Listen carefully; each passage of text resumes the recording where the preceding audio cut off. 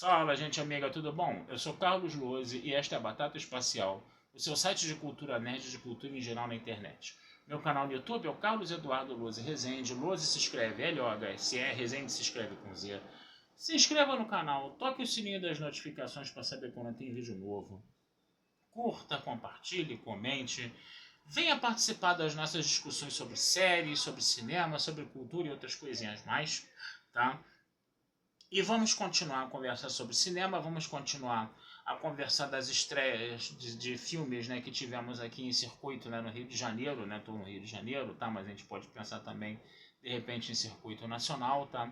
Nesse dia 16 de agosto, né, de 2024, né, esse fim de semana do dia 16 de agosto, tá?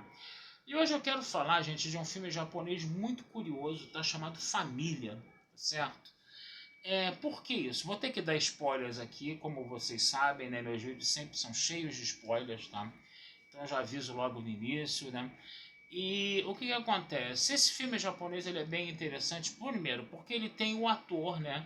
Que trabalhou naquele filme que é o grande xodó, né? Da galera aí, que é o Dias Perfeitos, né? Que é o filme do Wim Wenders, né?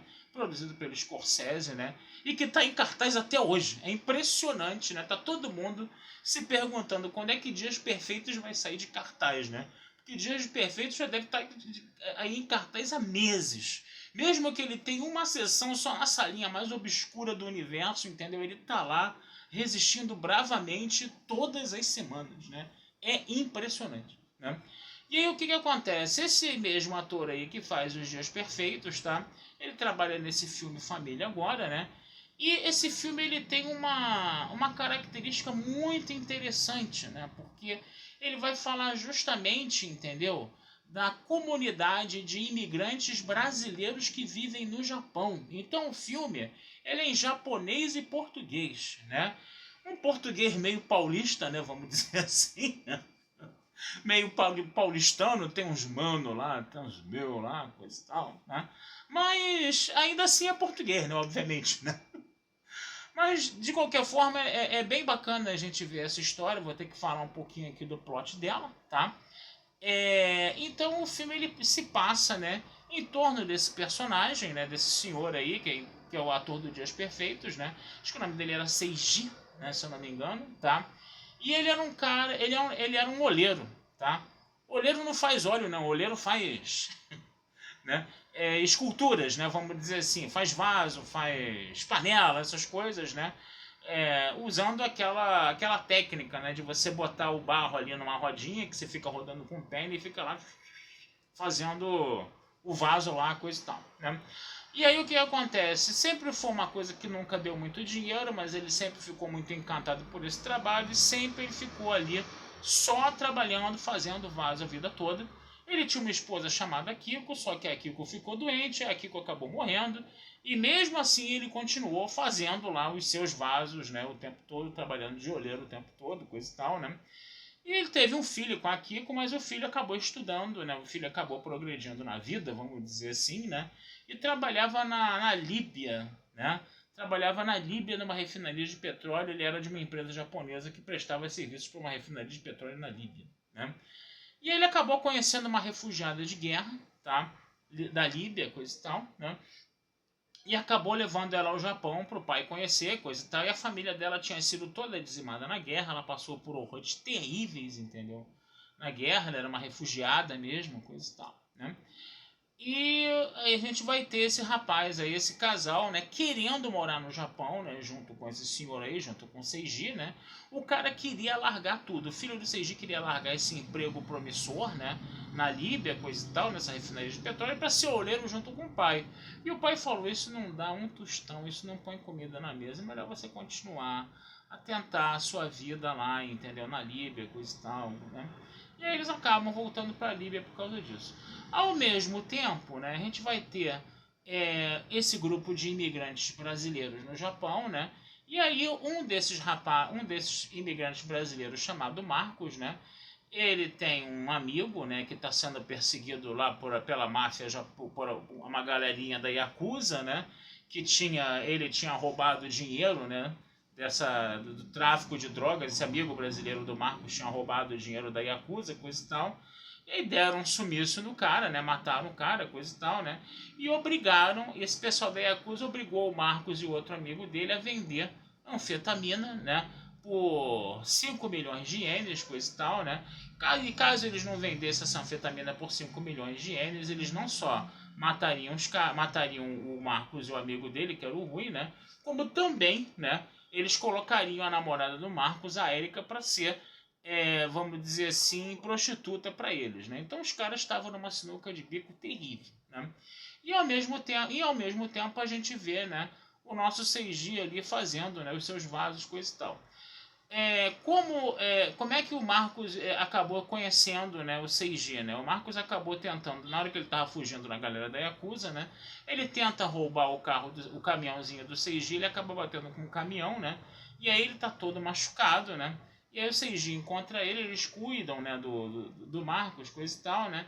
E essa comunidade de brasileiros abraça, né, o Seiji, né, como se fosse da família, né? Aquela coisa bem brasileira mesmo, né? De fazer churrasco, de fazer feijoada na laje, né? Na laje lá no Japão, coisa e tal, né? Eles moravam num conjunto habitacional igualzinho àquele que o Jiraiya morava, né? Pra dizer, né, que era gente pobre, né? Gente que mora em conjunto habitacional no Japão é pobre, né? E o Jiraiya, né, era ninja pobre, não sei se vocês se lembram, né? Quem via Jiraiya também, né? Então eles moravam num conjunto habitacional, coisa e tal. Aquele conjunto habitacional é enorme. Eu adoraria morar num conjunto habitacional no Japão. Eu adoraria ser pobre no Japão, cara. Mas o que acontece? Ao mesmo tempo, né, existe um ódio muito grande, né, desse líder da Yakuza contra os brasileiros, né? Por quê? Porque as irmãzinhas, a família desse mafioso da Yakuza, né, que está fazendo todas essas maldades com o Marcos e com o Rui, né, ele teve, né, parentes da família atropelados, né, e mortos, né, por um ônibus, né, onde tinha um brasileiro, cheio de brasileiros que estavam voltando de um piquenique na praia e estava todo mundo bêbado, inclusive o motorista, né. Aí o nosso mafioso, ele chegou aí pro Brasil, né, porque esse motorista depois acabou saindo do Japão, foi pro Brasil, coisa e tal, depois de cumprir as penas dele lá, passar pelos trâmites da justiça, coisa e tal. Ele foi atrás para matar, mas quando ele chegou lá já encontrou o cara morto. Então o cara não satisfez sua vingança e voltou pro Brasil, pro Japão, né, com ódio mortal dos brasileiros, né. Então você também vai ter toda essa situação de racismo, né, muito latente, né, dos japoneses contra os brasileiros. Isso também é muito bem trabalhado no filme.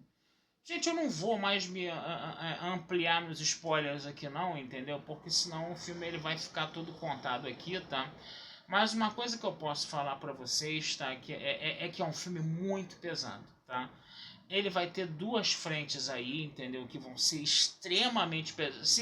Se uma dessas frentes já fosse a única do filme, entendeu? Já seria um filme muito pesado. Mas aí eles colocaram duas frentes muito pesadas, né? Uma é essa clara aí, né, da máfia japonesa contra os brasileiros, né? E a outra é do filho, né, do Seiji, da sua esposa, né, na Líbia também, porque na Líbia também vai acontecer umas paradas muito sinistras também na Líbia depois, que eu não vou falar aqui, né? Mas você já deve até imaginar o que vai ser, né?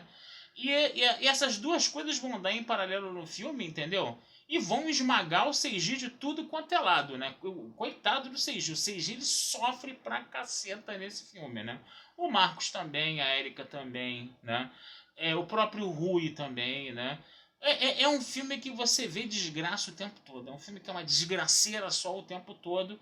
E embora haja, né, um happy end, até porque se também não houvesse um happy end num filme tão cheio de desgraça como esse, entendeu? Realmente, sabe? Aí eu falaria pra você, gente, ó, esse filme ele precisa de um happy end, entendeu? Mesmo que o happy end não seja de repente uma conveniência de roteiro, né?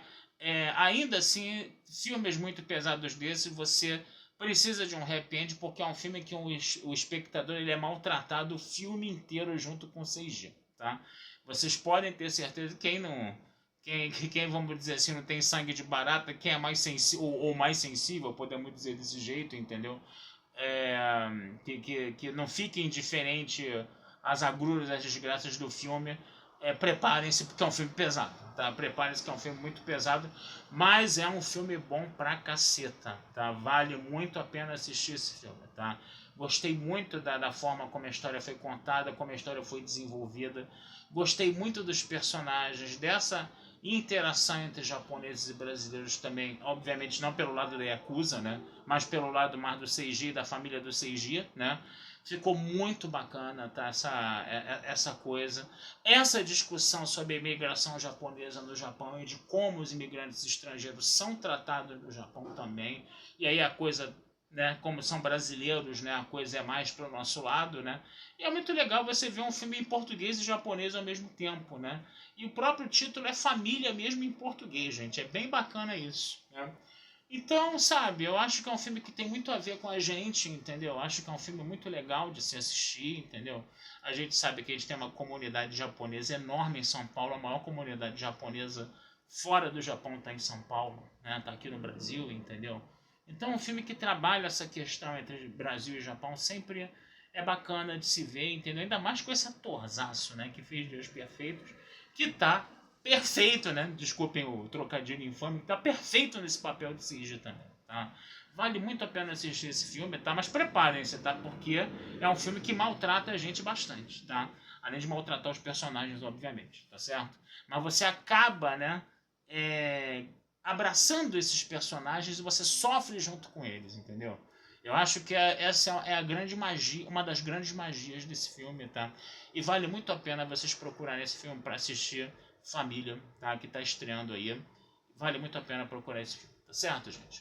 Vou ficando por aqui, desejando vida longa e próspera. Não deixem de visitar meu site Batata Espacial, tudojunto.com.br. Meu canal do YouTube é o Carlos Eduardo Luz Rezende, tá? E futuramente vamos conversar sobre mais filmes aí com vocês, tá bom? Um abração, fui e até a próxima.